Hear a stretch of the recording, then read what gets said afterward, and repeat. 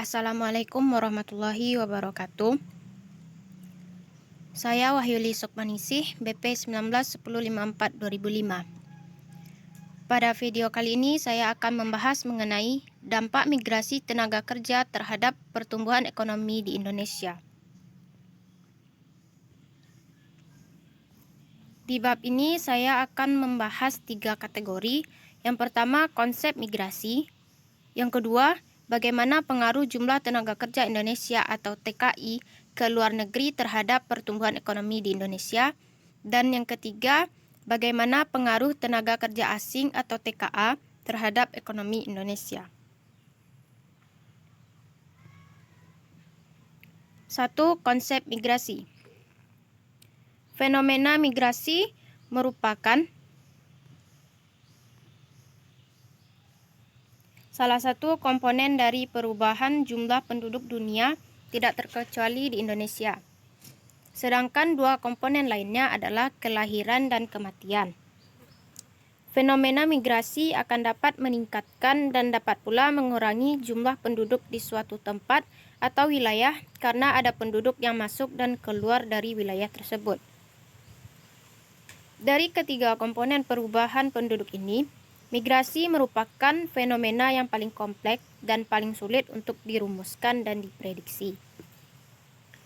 Migrasi didefinisikan sebagai perpindahan penduduk dari suatu tempat ke tempat lain, baik bersifat permanen maupun semi-permanen, yang melewati batas administratif atau bagian dalam suatu negara atau daerah, atau juga melampaui batas politis atau batas negara. Berdasarkan pengertian ini, migrasi dapat dikategorikan menjadi 2 jenis, yakni migrasi internasional dan migrasi internal. Migrasi internal merupakan gerakan penduduk baik yang dilakukan oleh individu maupun kelompok yang masuk dan keluar dari daerah asal penduduk tersebut ke daerah tujuan yang masih berada di dalam suatu negara. Sedangkan migrasi internasional mengacu pada perpindahan penduduk baik yang dilakukan oleh individu maupun kelompok yang melewati batas suatu negara. Beberapa hal yang membedakan antara migrasi internal dengan migrasi internasional adalah sebagian besar migrasi internasional dipengaruhi oleh iklim sosial politik dari negara asal.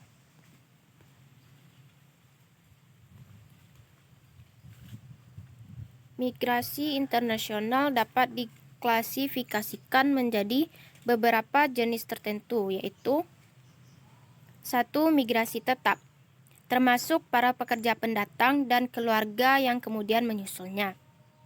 Yang kedua, pekerja kontrak sementara, umumnya tidak atau semi terdidik atau terlatih yang tinggal di negara penerima untuk jangka waktu tertentu, biasanya 2 tahun. Yang ketiga, migran ilegal atau clandestine, yakni mereka yang masuk dan tinggal di negara penerima tanpa didukung dokumen dan izin dari pihak berwenang. Yang keempat, pengungsi, yakni mereka yang diakui sebagai pengungsi sesuai persyaratan dalam Konferensi PBB tahun 1951 mengenai status pengungsi. Migrasi tenaga kerja dari negara-negara berkembang seperti Indonesia ke luar negeri pada dasarnya disebabkan adanya perbedaan ekonomi antar negara. Rendahnya tingkat upah ditambah sulitnya mendapat pekerjaan yang layak di negara-negara yang sedang berkembang dan adanya kesempatan kerja serta tingginya tingkat upah di negara-negara maju seperti Jepang cenderung mendorong migrasi tenaga kerja dari negara-negara maju.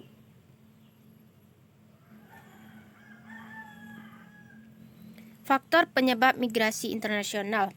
Ada 2 motif yang mendasari perpindahan tenaga kerja antara negara atau migrasi internasional, yaitu 1.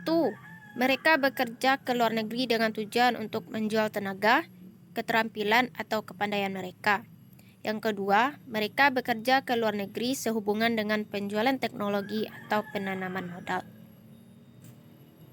Menurut Lee, dalam bukunya yang berjudul Mulyadi pada tahun 2003 halaman 129, ada 4 faktor yang mempengaruhi seseorang mengambil keputusan untuk pindah, yakni yang pertama, faktor-faktor yang terdapat di daerah asal, yakni faktor yang akan mendorong seseorang untuk meninggalkan daerahnya. Yang kedua, faktor yang terdapat di daerah tujuan, yaitu faktor yang menjadi daya tarik untuk pindah ke daerah tersebut.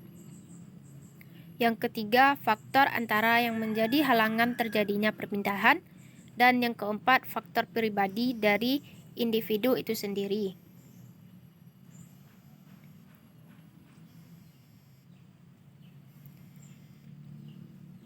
Yang kedua, bagaimana dampak jumlah tenaga kerja Indonesia atau TKI ke luar negeri terhadap pertumbuhan ekonomi Indonesia?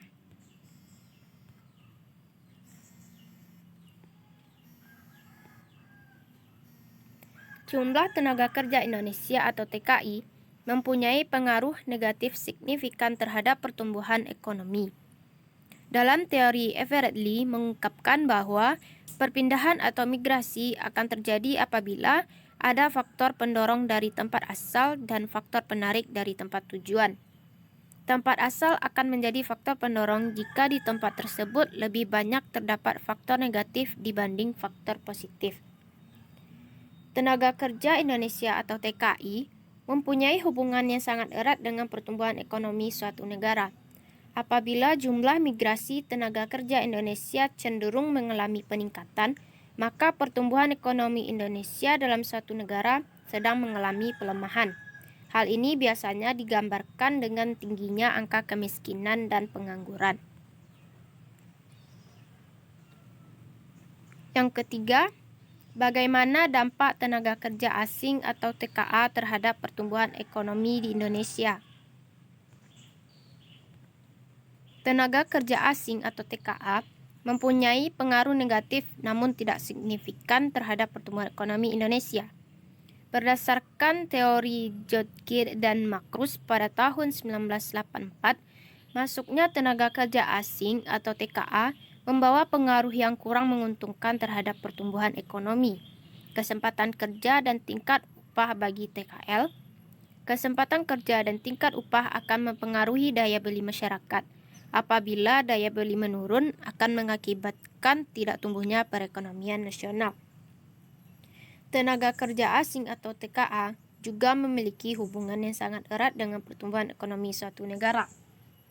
Apabila jumlah migrasi tenaga kerja asing cenderung mengalami peningkatan, maka dapat mempengaruhi pertumbuhan ekonomi Indonesia, dikarenakan dapat mengurangi kesempatan kerja dan tingkat upah tenaga kerja lokal. Kesempatan kerja dan tingkat upah dapat mempengaruhi daya beli masyarakat. Daya beli yang rendah dapat mengakibatkan tidak tumbuhnya perekonomian dalam suatu negara.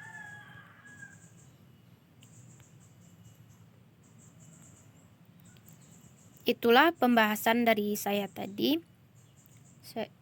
Terima kasih. Assalamualaikum warahmatullahi wabarakatuh.